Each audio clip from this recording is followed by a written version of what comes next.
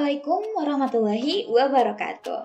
Hai semuanya, kami dari kelompok 3, Zamanara, akan menjelaskan poster dari kelompok kami, yaitu Gudang Shoshoin. Tapi nih, sebelum kita masuk ke dalam penjelasan lebih lanjut, orang bilang tak kenal maka tak sayang. Maka dari itu, kenalan dulu yuk sama anggota kelompok 3. Oke, mungkin untuk perkenalan dari aku dulu kali ya. Perkenalkan, namaku Aditya Pradana Wilanata. Saya Al-Ignas Anugrah Perdana. Halo, perkenalkan nama saya Muhammad Suhendri Nur.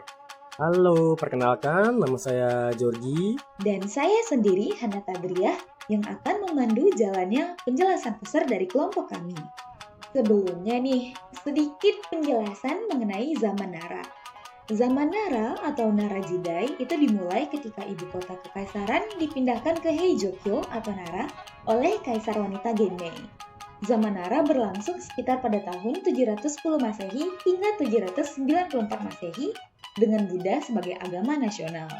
Nah, pada zaman ini tuh ada sebuah gudang yang disebut dengan Shoshoin yang terletak di halaman kuil Todaiji. Jadi sebenarnya buat apa sih Shoshoin itu? Nah, Shoshoin ini adalah sebuah gudang yang dibangun kira-kira pada tahun 756 Masehi oleh Permaisuri Komyo dengan mempersembahkan 600 barang kepada Sang Buddha di kuil Todaiji. Dengan tujuan buat nunjukin dedikasi cintanya terhadap Kaisar Somu yang meninggal 49 hari sebelumnya agar jiwanya dapat beristirahat dengan tenang.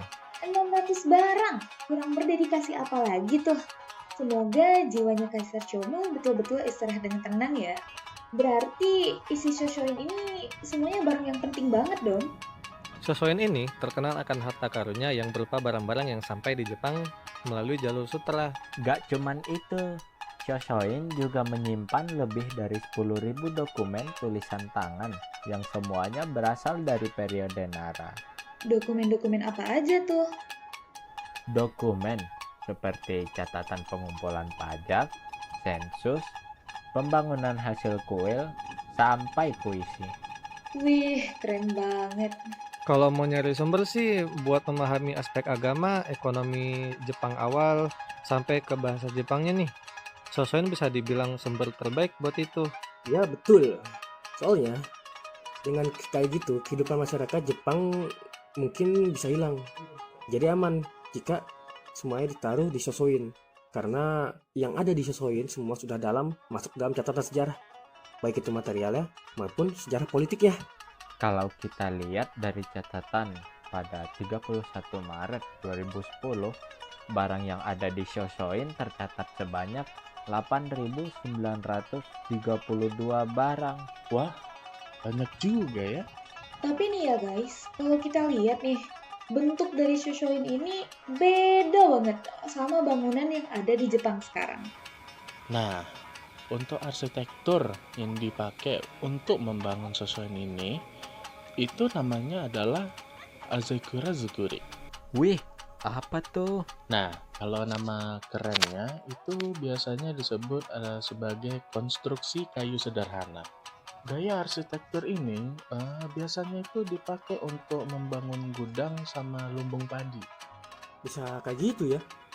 Nah iya, kalau kita lihat dari segi bangunannya itu, nah Shoshoin itu dibangun menggunakan balok kayu yang diampit satu sama lain, sehingga tidak memerlukan paku maupun baut. Gak pakai paku sama baut. Iya, tidak menggunakan paku sama baut sama sekali. Betul, apalagi Shoshoin ini ukurannya kan kurang lebih sekitar 14 meter, lebarnya 33 meter, kedalamannya 9,3 meter. Tapi sampai sekarang masih bisa bertahan dari segala fenomena alam dari zaman Nara ya. Mengejutkan memang, apalagi gempa kan lumayan sering terjadi di sana. Walaupun gitu, Shoshoin ini masih sangat terjaga dengan baik banget ya. Betul. Buat aksesnya saja pun butuh izin yang ketat dari apa namanya?